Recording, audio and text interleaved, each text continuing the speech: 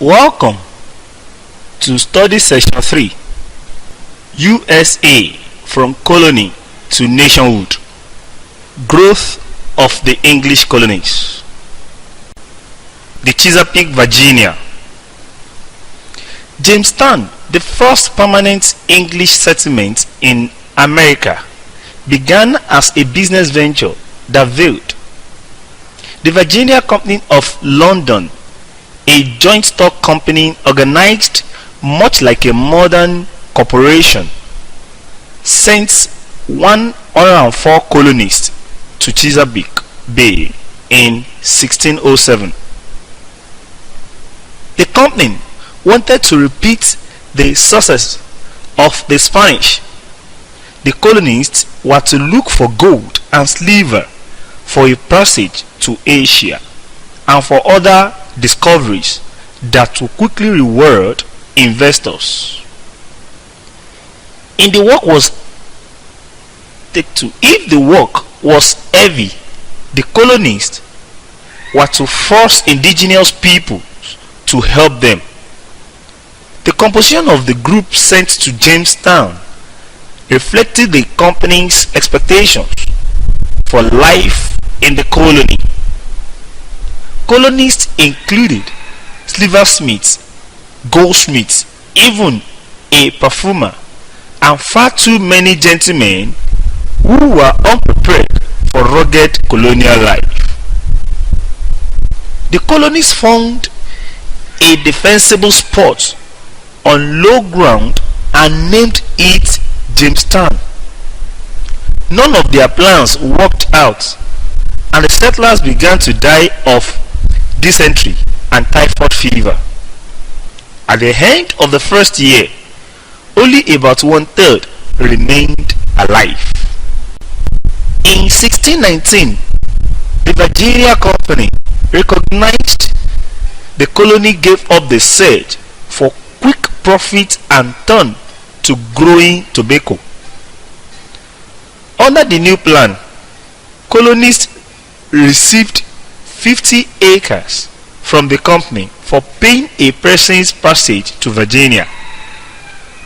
The new settlers were indeed servants who agreed to work off the price of their passage. The settlers who could afford it received land and labor at the same time. In 1624, King James I of England made Virginia the first royal colony. He revoked the Virginia Company's charter and appointed a royal governor and council and established a house of burgesses elected by the settlers. Despite fights with the Powhatan Confederacy, that is, about 350 settlers died in one attack in 1622. The Virginia colony began to prosper. It had found a cash crop, a source of labor, and a stable government. Maryland. In 1634, Cecilius Calvert, 2nd Baron Baltimore, founded Maryland under a royal charter, which made the colony Baltimore's personal property. Baltimore, a Catholic nobleman, hoped to establish a refuge for English Catholics and sell large estates to individuals who would operate as feudal lords. Neither the plans for feudalism nor for a Catholic refuge worked out, however. More Protestants than Catholics immigrated to Maryland. In 1649, Baltimore granted religious toleration to all Christians, but Protestants did not stop opposing him. They even overthrew Baltimore's government on several occasions. Baltimore's dreams of feudalism failed as well. First servants preferred farming on their own to staying on as tenants, and the colony quickly evolved as Virginia had planters, that is, many of them former servants, imported servants from England, and grew tobaccos. New England colonies. New England began as a refuge for religious radicals. The first English settlers were the Pilgrims. They were separatist Protestants who, unlike the Puritans, seceded from the Church of England rather than trying to reform it. They failed for the New World in 1620. After difficult early years, they established a community of farms at Plymouth that was ultimately absorbed by the Massachusetts Bay Company. Religion in the New England colonies. A much larger Puritan migration began in 1630. The Puritans objected to the corruption and extravagance of the Stuart kings, who considered alliances with Catholic monarchs and paid no attention to Puritan demands for religious reform. The Puritans came to believe that God will destroy England for these sins. They obtained a charter from the Massachusetts Bay Company and made plans to emigrate, not to hide in the wilderness from God's wrath, but to preserve Protestant belief and to act as a beacon of truth for the world. 1,000 Puritans migrated to Massachusetts in 1630, but this great migration ended in 1642 when the Puritans became involved in a civil war against the Stuart kings. The Puritans eventually won and ruled England until 1660, when the migration ended. Massachusetts had 13,000 European inhabitants. The Puritans left England because of religious persecution, but they too were intolerant. In Massachusetts, they established laws derived from the Bible, and they punished or expelled those who did not share their beliefs. The Puritans established a governor and a general court, that is, an assembly elected by adult male church members, and governed themselves. Although they refused to secede, although they refused to secede from the Church of England, they did away with bishops and church hierarchy and invented congregationalism. In this type of Protestantism, in this type of Protestantism, in this type of Protestantism,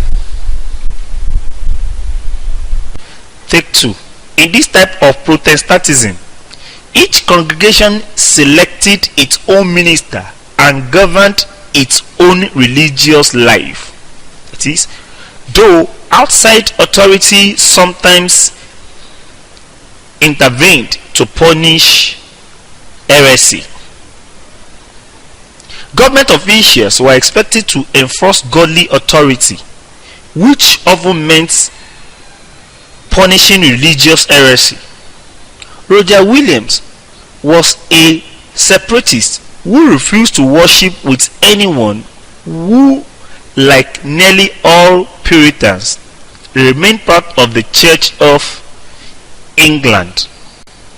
Massachusetts banished him, and he had a few followers founded Providence in what is now Rhode Island.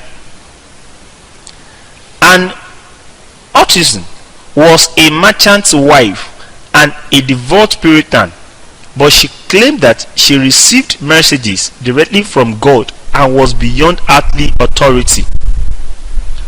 This belief was heresy, a belief contrary to church teachings known as antinomianism.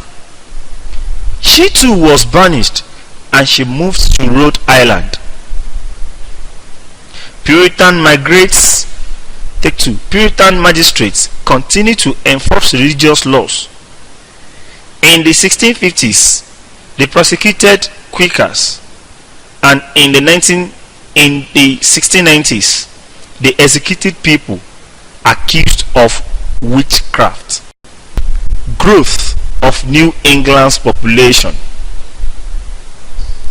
Once the Puritan migration to New England stopped in 1642, the religion will receive few immigrants from the next 200 years. Yet, the population grew dramatically to nearly 120,000 in 1700. Two reasons explain this. First, in sharp contrast to the unhealthy Chesapeake, Massachusetts streams provided relatively safe drinking water, and New England's cold winter kept dangerous microbes to a minimum. Thus, disease and early deaths were not the problems that were further south.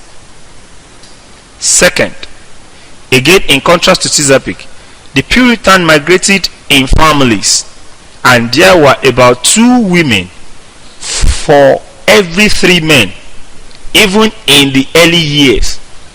Nearly all colonists married, typically in their mid-20s for men and early 20s for women, and they produced children at 2 years intervals. With both a higher birth rate and longer life expectancy than in England, the Puritans' population grew rapidly almost from the beginning. The Restoration colonies. The Restoration colonies. By 1640, England had founded 6 of the 13 colonies that would become the original United States. In 1660, after the end of Puritan rule, Charles II was crowned King of England, an event known as the Restoration. Charles founded or took over 6 more colonies. New York, taken from the Dutch in 1664. New Jersey, Philadelphia, take 2. New Jersey, Pennsylvania, including what became Delaware, and North and South Carolina. All were proprietary colonies. Each land grant to individuals or small groups who had been loyal to the king during the war. Take 2. Who had been loyal to the king during the Civil War. These colonies shared other similarities as well. None of them was well funded. They could ill afford to import colonies from overseas. Thus, they tried to attract settlers from other colonies as much as from the old world. These colonies made it easy to own land, and they tended to grant religious toleration to all Christians. The result, even though Pennsylvania began as a Quaker colony under the wealthy proprietor William Penn, was a more ethnically mixed and religiously pluralistic European population than had come to New England or the Chesapeake. These new colonies were populated not only by the English but also by the Dutch and eventually by Scots, Scots-Irish, and Germans. Their populations included Quakers and other religious dissenters. English and their empire. The English had colonies before they had a colonial policy or an empire. The English government had little interest in indirectly governing its colony. The government was, however, mercantilist. It wanted colonial economic activity to serve England. The Navigation Act of 1651 stipulated that imports into British harbour and colonies could be carried only in British ships or those of the producing country. A second Navigation Act in 1660 decreed that colonial trade would be carried only in English ships, and that crucial commodities such as tobacco and sugar could be sent only to England or another English colony.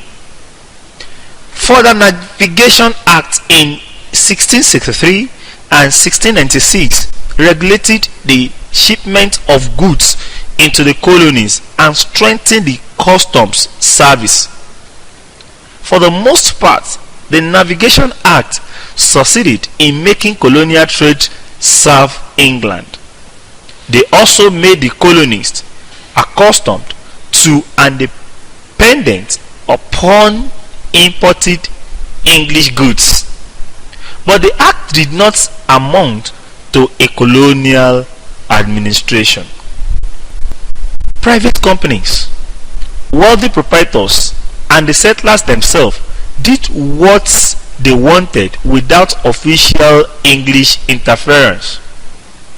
American colonists staged smaller version of the Glorious Revolution Massachusetts, and New York revolted against the dominion of New England.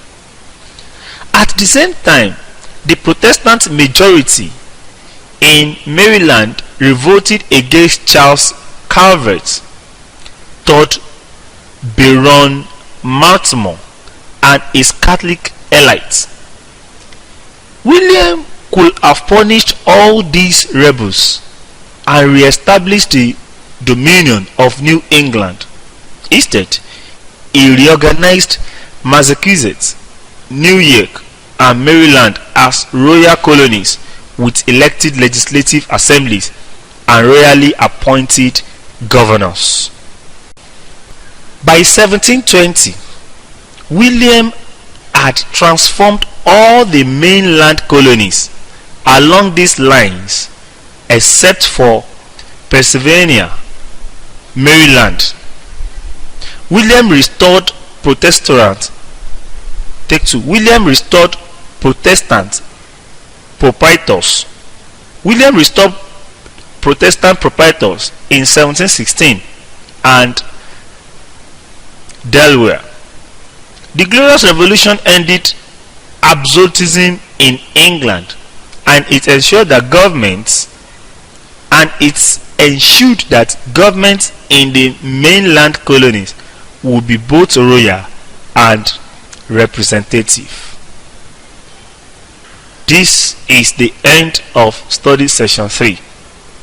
Thank you for listening.